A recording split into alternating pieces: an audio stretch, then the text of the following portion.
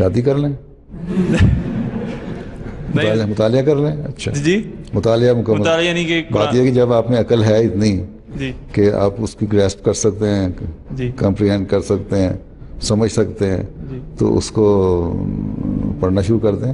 اور آسان کتابیں جو ہے نا, بات کی جو کتابیں ہیں جی وہ پہلے پڑھیں. جو عظم حسین السلام کی 1900 سے پہلے کی کتابیں ہیں نا, وہ ذرا مشکل ہیں. وہ اردو تو آپ کو پڑھنی نہیں آتی, اور اردو تو پڑھنی آتی نہیں, جی حضرت آتی ہے.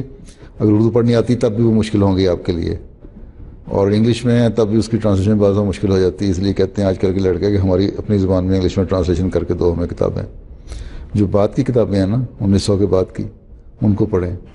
حقیقت الوحی مثلاً کتاب ہے, حضرت مسلم نے لکھا ہے اس کو, اگر 3 دفعہ ہر کتاب کا لکھا ہے کہ 3 دفعہ پڑھو, اگر پڑھ سکتے ہو, لیکن اس کا ہے کہ اس کو یاد کر لو تو ہر ایک کا جواب دے دو گے تم.